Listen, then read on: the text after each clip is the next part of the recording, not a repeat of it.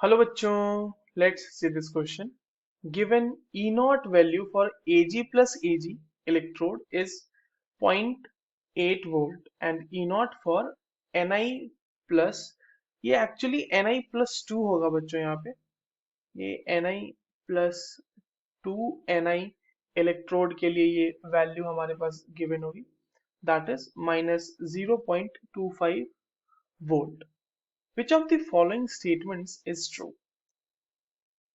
Option A कह रहा है कि Ag plus is an oxidizing agent but Ni2 plus is a reducing agent.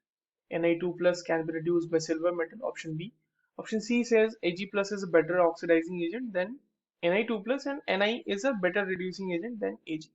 And option D says Ni2 plus is a better oxidizing agent than Ag plus and Ag is a better reducing agent than Ni.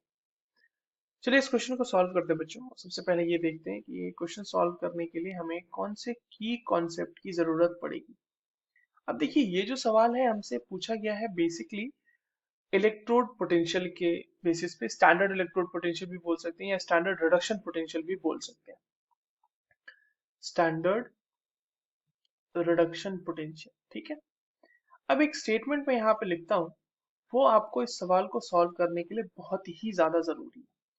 वो statement ये है कि laser और more negative value, यानी जितनी कम या फिर जितनी नेगेटिव वैल्यू हो, more negative value of E not यानी कि रिडक्शन पोटेंशियल. ये जब मैं ई नॉट लिख रहा हूं तो रिडक्शन पोटेंशियल की बात कर रहा हूं. तो more is the reducing tendency, यानी कि जिस भी इलेक्ट्रोड का इलेक्ट्रोड पोटेंशियल जितना कम होगा या नेगेटिव वैल्यू होगी उसकी, जितनी ज्यादा नेगेटिव वैल्यू होगी उसकी रिड्यूसिंग टेंडेंसी उतनी ज्यादा होगी.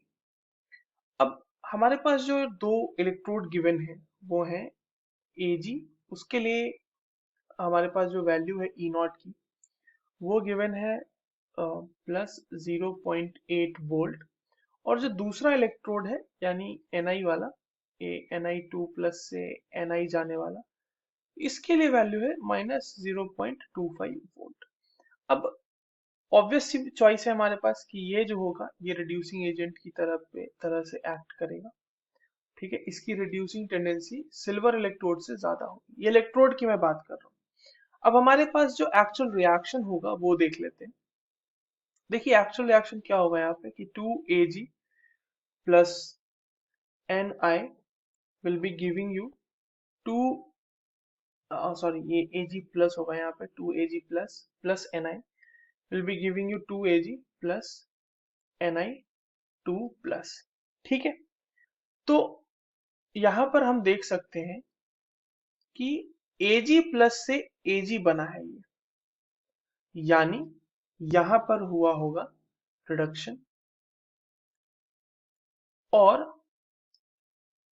Ni से Ni2 प्लस बना है, इसका मतलब यहां हुआ होगा oxidation.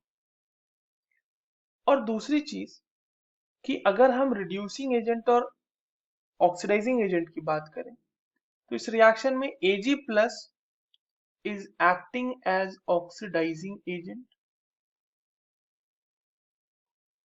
and Ni is acting as reducing agent, ठीक है. या फिर यूं कह सकते हैं कि Ni is a better reducing agent and Ag plus is a better oxidizing agent. Options देखते हैं.